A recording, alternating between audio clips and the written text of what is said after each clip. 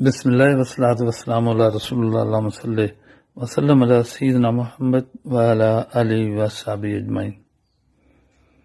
السلام علیکم ناظرین، نئی ویڈیو میں خوش آمدید کہتا ہوں۔ آج کی ویڈیو میں آپ کے ساتھ مدینہ منورہ کی ایک بہت ہی تاریخی زیارت جس کو ثقیفہ بنو ساعدہ کہتے ہیں اس کے بارے میں معلومات شیئر کروں گا۔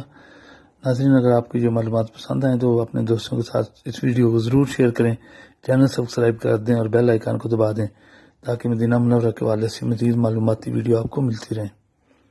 ناظرین، جو سامنے آپ کو تصویر میں باغیچہ نظر آ رہا ہے، اس باغیچہ کو ثقیفہ بنو ساعدہ کہتے ہیں۔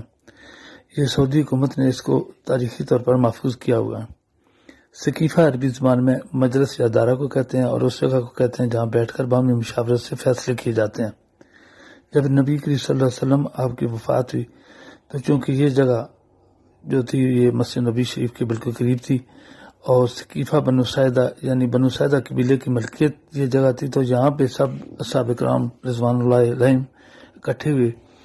اور اس وقت جو مسلمانوں کے دو گروہ، ایک مہاجرین کا تھا کہ انصار کا تھا، تو دونوں گروہ نے اپنے اپنے طرف سے مختلف صاحب کے نام پیش کیے، لیکن بالآخر مجموعی طور پر یعنی سب نے اتفاق کرتے ہوئے سیدنا ابوبکر صدیق رضی اللہ تعالی عنہ کو اپنا خلیفہ یعنی امیر المسلمین منتخب کیا، اور یوں وہ سب سے پہلے مسلمانوں کے خلیفہ اول منتخب ہو گئے۔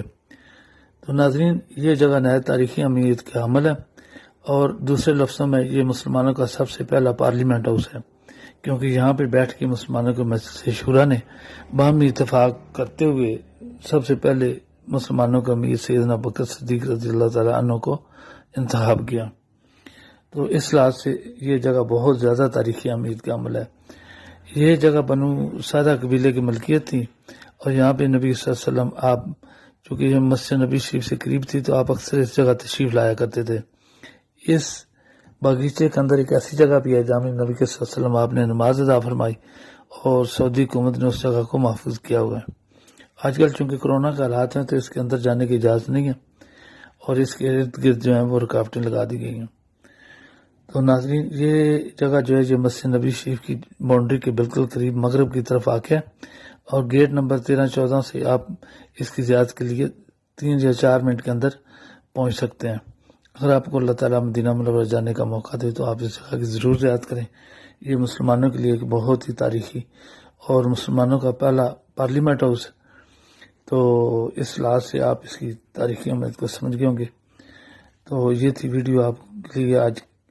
اگر آپ کو پسند ہے تو اپنے دوستوں کے ساتھ ضرور شیئر کریں، چینل سبسکرائب کر دیں اور بیل آئیکن کو دبا دیں۔ درود بھیجیں، اللہم صلی وسلم علی سیدنا محمد وعلی آلہ وصحبہ اجمعین۔